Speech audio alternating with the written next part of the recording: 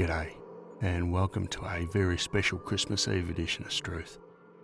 Normally I'd jump right into the mysterious tales, but I wanted to start this week by explaining what this episode's all about. Slightly different structure.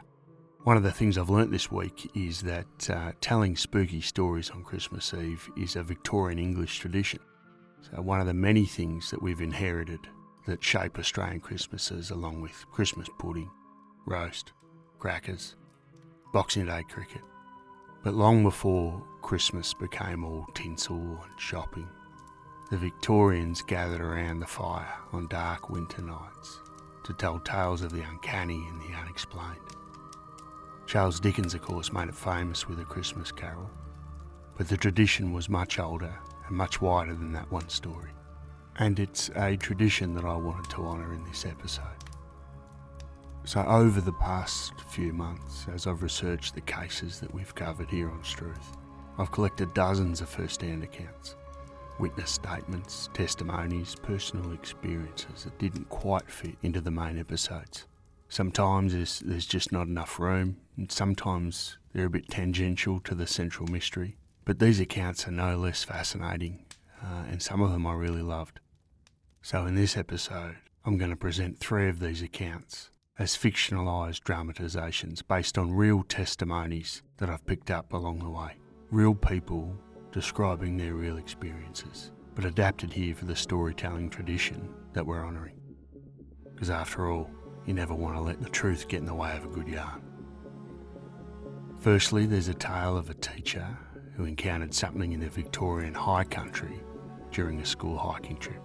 And this one popped up during my research about the Button Man case, which is episode 8 if you haven't had a chance to listen to that one. The second is about a spiritualist who facilitated a séance and witnessed what he thought was communication from beyond. And this fell into my lap as part of the research about the Guyra poltergeist case, which was episode 10. And the third and final one is quite honestly one of the most bizarre but amazing things I've ever heard. And it comes from a character by the name of Bongo, who's called to a radio station about his experience in the Pilliga Scrub, has haunted anyone who listened to that radio broadcast for decades. This, of course, was from the Pilliga Princess research for episode 14, and I'll even put a link in the show notes to the original radio broadcast of his call-in. It's quite something. They're accounts based on real testimonies from people who saw something, experienced something, that they still struggle to explain years or even decades later. So find somewhere comfortable, pour yourself something cold, or indeed warm if you're listening from the Northern Hemisphere, and settle in for 3 accounts of the unexplainable, told by those who were there when the impossible became real.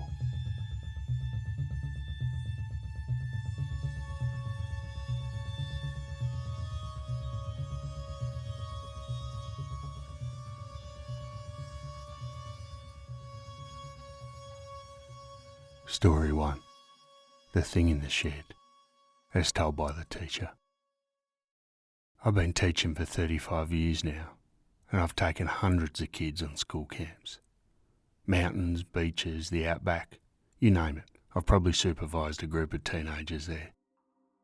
And after all that time, you develop a certain confidence. You know how to handle things like homesickness, minor injuries, the kid who forgot their sleeping bag. You think you've seen it all. But there's one trip I took back in the late 90s that I still can't explain. And believe me, I've tried.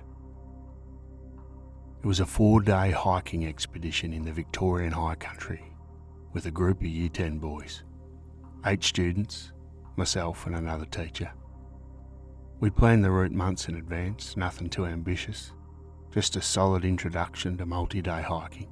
The weather forecast had looked perfect when we set out. But anyone who spent time in the high country knows how quickly conditions can change up there. We were only a day in when the rain started. It wasn't the gentle drizzle you can walk through. This was proper mountain rain, the kind that soaks through everything and turns the tracks into creeks. We pushed on because we were committed at that point, but we were making terrible time. The boys were good sports about it, but I could see them getting tired, getting cold, and by the 3rd night we were hours behind schedule and still a fair way from our planned campsite. It was just starting to get dark when we came across the shed. It appeared out of the gloom like something out of a dream. Old corrugated iron, weathered grey, bits of rust, sitting in a small clearing about 20 metres off the track. There were no other buildings around it, no signs of recent habitation, but it had a roof and 4 walls, and that, in that point of time, was all that mattered. The door was unlocked. Actually, there wasn't much of a latch left on it at all, and inside it was completely empty. No tools, no furniture, nothing, just bare dirt floor and those corrugated iron walls. But it was dry, and it was shelter, and we were all exhausted. So the other teacher and I made the call. We'd bunk here for the night instead of pushing on in the dark and the rain to reach our planned campsite. The boys were relieved, I could tell. We set up our sleeping bags on the dirt floor, had a cold meal, and settled down for the night. I'll never forget that sound, the rain drumming on that iron roof. It should have been soothing. Instead, it felt oppressive, like we were trapped inside a drum. The boys dropped off quickly enough. Teenage boys can sleep anywhere if they're tired. But I was lying there in the dark, listening to the rain, when I heard footsteps outside. Not running, not hurried, just steady, deliberate footsteps walking around the perimeter of the shed. I thought maybe it was a hiker, someone else caught out by the weather. I was about to call out when something stopped me. Some instinct. I did a head count instead. In the dim light from my torch, I counted all 8 boys. Both of us teachers, everyone was there, everyone was inside. But the footsteps kept circling, around and around the shed. And then they stopped. Right outside the wall nearest to me, complete silence except for the rain. And then another sound started. A worse sound.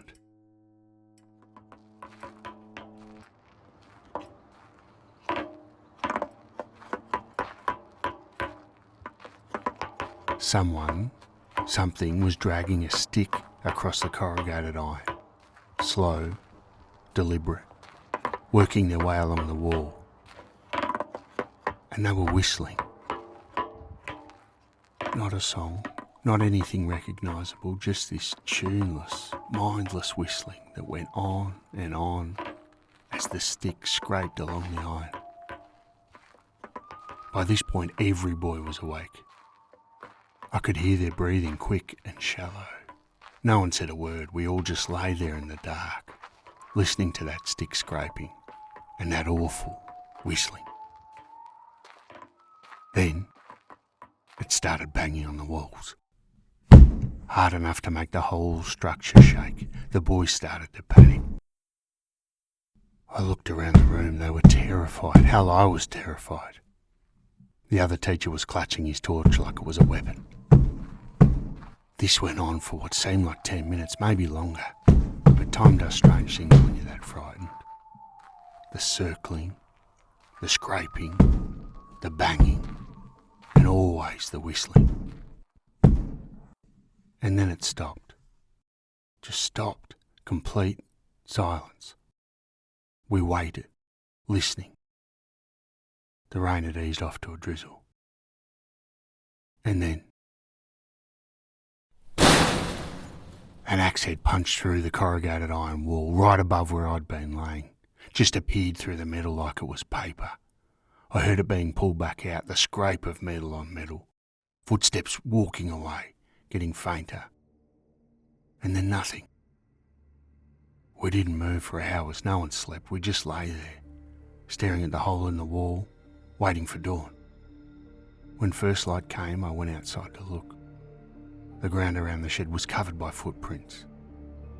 But disturbingly, they didn't seem like they were made with boots. You could see the individual toes in some of them. Whoever had been torturing us had bare feet. And for some reason, this is the detail that's just stuck with me for years. We packed up and got out of there. Made it to the pickup point by late afternoon. The boys never talked about it much after. Well, at least not to me or the other teacher. I think they were trying to convince themselves that it hadn't happened. But I know it did. Years later, I went onto a few internet forums to see if anyone else had had strange experiences up there. People were talking about a stranger known as the Button Man. That's what they call him, a mysterious figure people report seeing up there in the high country. I've wondered if it was him, terrifying us for no real purpose and leaving no trace. But I just don't know. I don't know what it was. But what I do know is this. I've been hiking in those mountains for decades, and I've never felt comfortable camping off trail since that night. And I've never ever whistled while I'm out there. Some things, some people, you just don't invite.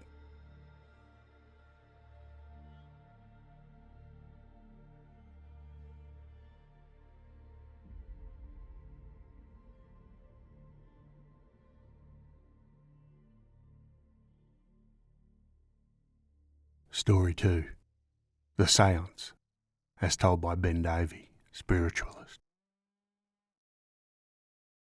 I've studied spiritualism and theosophy for most of my adult life. I've attended dozens of séances, read every text I could find on mediumship and communication with the departed.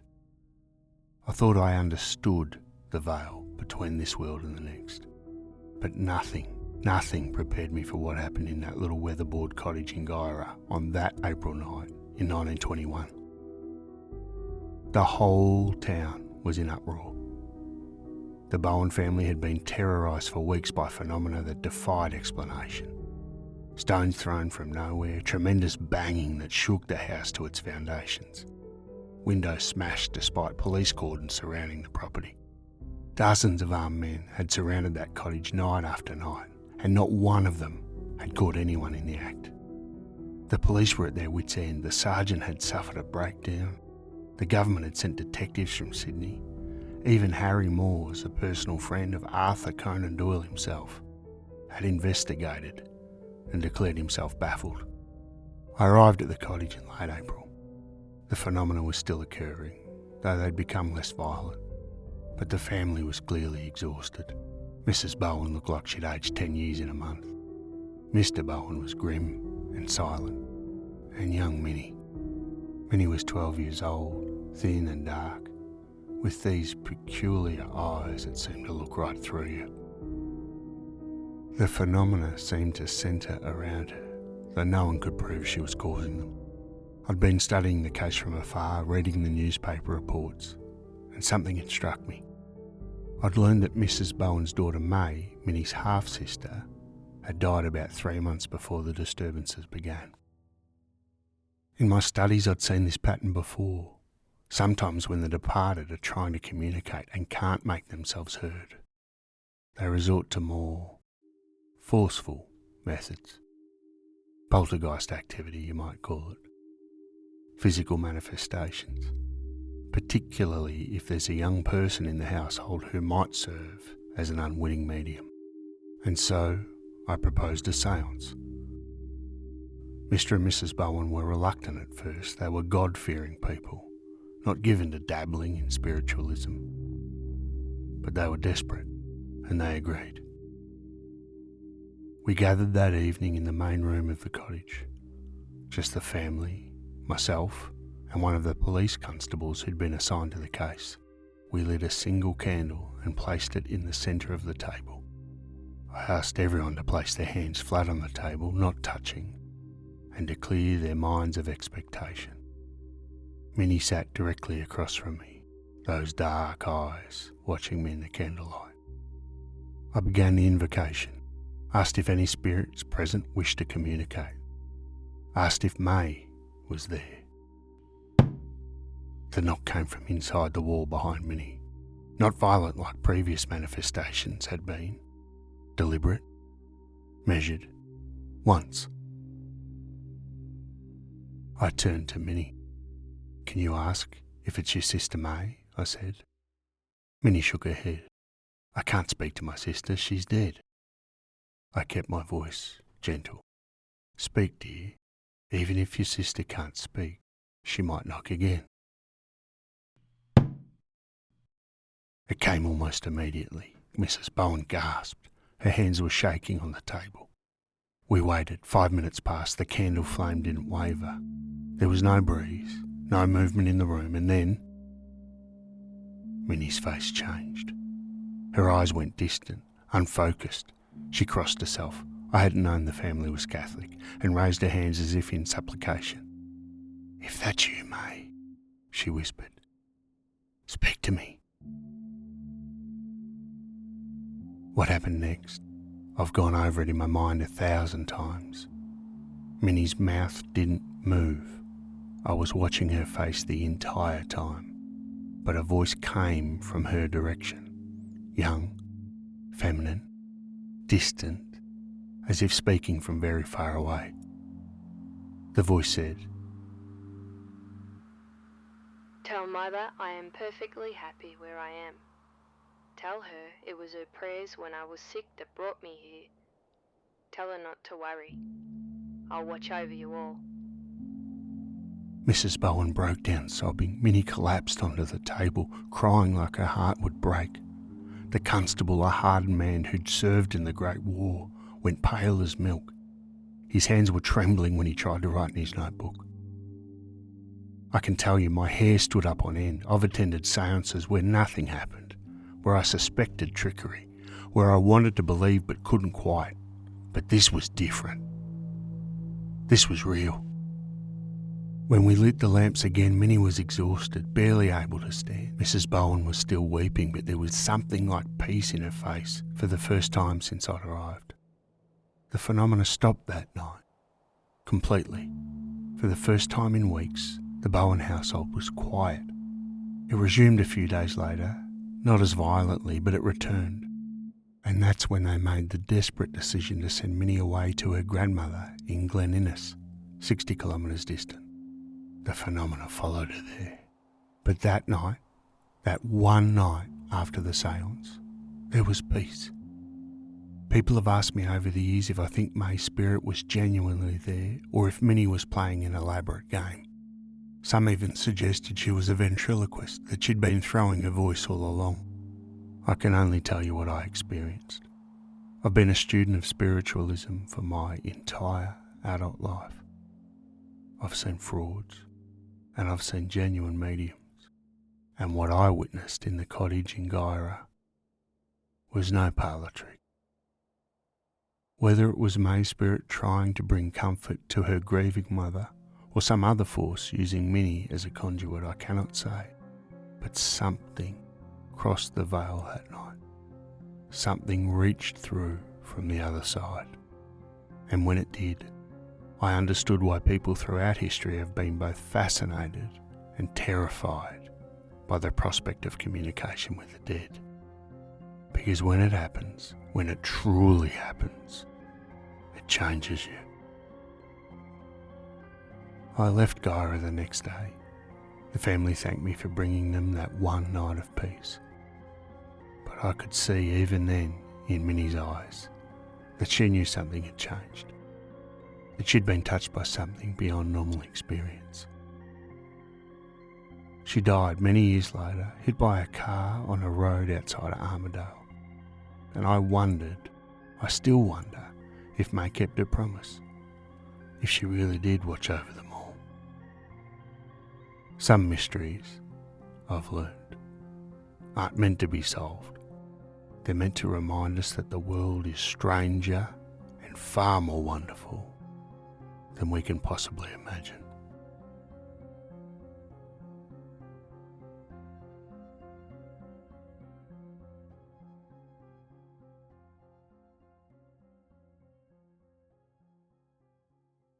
Story 3. The Pilliga Horror, as told by Bongo. They tell me I should talk about it. The doctors here at Happy Days Stays Retreat. They say it might help, getting it out, putting it into words. But I don't know. Talking about it makes it more real. If I just kept quiet, maybe I can convince myself it was all in my head. But it wasn't. God help me, it wasn't. This happened back in 1978. I was doing long-haul driving. I used to pick up new vehicles from Maloney and drive them wherever they needed to go. Good money, quiet work, it suited me. This particular run, I was bringing a car from Maloney heading toward Narrabri. It was a simple job, but somehow I missed the turn-off out of Narrabri. Don't ask me how. I'd done the route before, knew it well enough. But I was tired, and the light was fading. And suddenly I was on this road I didn't recognise. The Guyra Highway, I learned later. It cuts right through the Pilliga Scrub. About halfway along I started getting concerned. The fuel gauge was dropping fast. Faster than it should have been. And the light was fading. A peculiar quality of dusk you get in the scrub where everything goes grey and the trees start to look like they're moving when they're not. It was then when I saw a vehicle ahead. A telecom van it turned out to be. I flagged him down. The bloke who got out looked at me, looked at my fuel gauge and just shook his head. Well, you're about equal distance from here to Narrabri, or back to where you came from, he said. But it won't matter much anyway. I told him I'd never make it in either direction and asked if he could ring the NRMA when he got to Narrabri, get someone to bring out some fuel. He looked at me strange. You won't get anyone to come out here after dark, he said. He didn't explain why he just got back in his van and drove off, leaving me there with the tank running on fumes and the sun going down. I tried to make it as far as I could on what fuel I had left. Got another few kilometres before the engine died completely.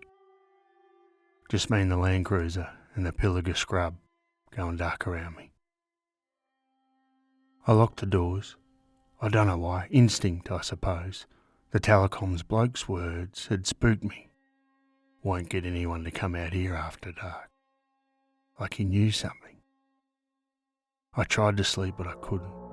The scrub at night, it's not quite like you'd think. It's full of sounds. Things moving, things calling out. And the trees. The trees out there are weird, twisted things that look like they're watching you. At around 3 or 4 in the morning, I was sitting there in the dark when I saw lights. Not headlights, not anything normal. These were weird, dancing lights moving through the scrub.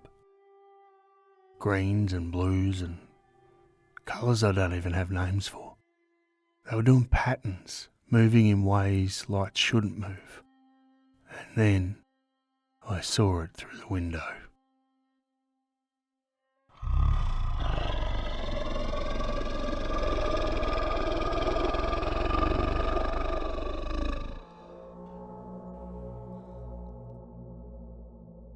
I can't describe it properly. Everything about it was wrong.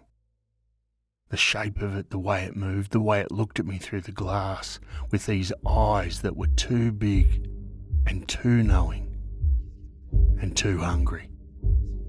It grabbed the door handle. I heard the metal groan and then it just ripped the door clean off the hinges like it was made out of cardboard. This thing grabbed hold of me. Its hands were cold and hard and not shaped right.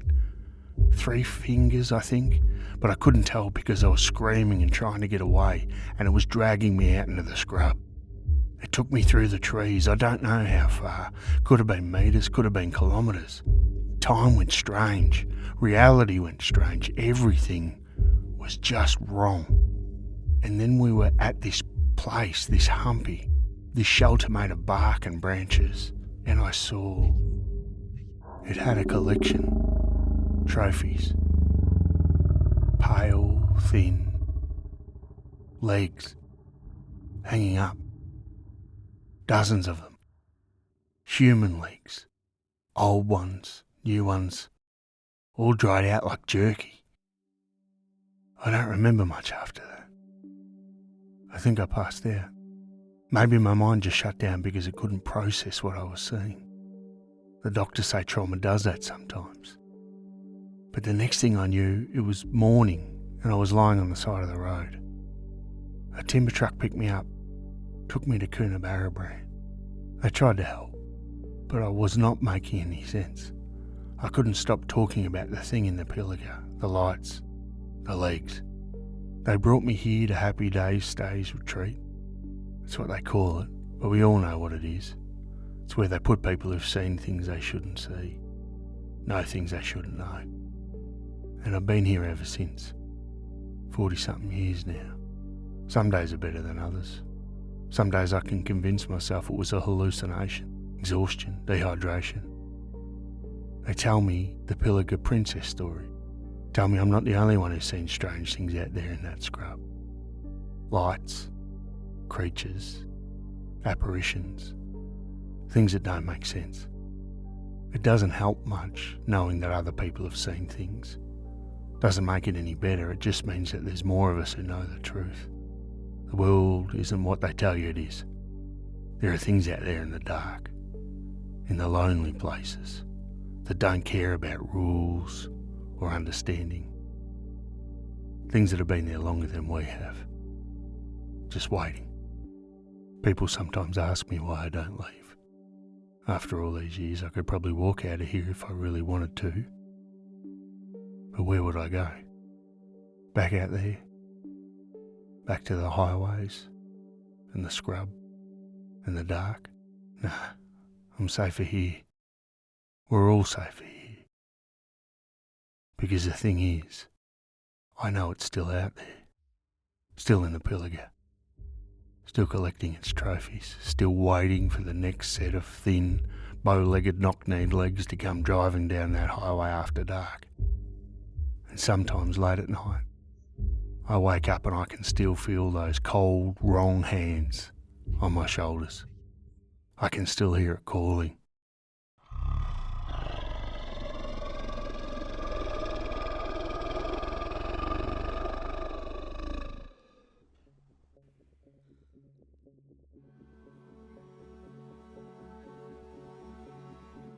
So there you go, folks. 3 witness accounts from 3 different cases that we've covered here on Strewth. I hope you enjoyed the episode this evening. I'd love to know if this format was something that you want to hear more of in the future. Flick me an email, strewthpodcast@gmail.com, or find me on any of the socials. I hope you have a great festive season, however you choose to celebrate it. And just want to thank you again for all of the support and listening throughout the year. We won't be taking any time off. There'll be another episode next week, so don't worry, don't panic. Got you covered over the holidays. But if you'd like to send me a Christmas present, all I'd love for you to do is just share the podcast with a friend. Maybe hit subscribe if you haven't already, and a comment would always be wonderful too. iTunes, Spotify, wherever you listen to your podcasts. I'd really appreciate it. So until next week, I hope you have an opportunity to share some spooky stories with your loved ones and scare the life out of them this Christmas Eve. Thanks for listening.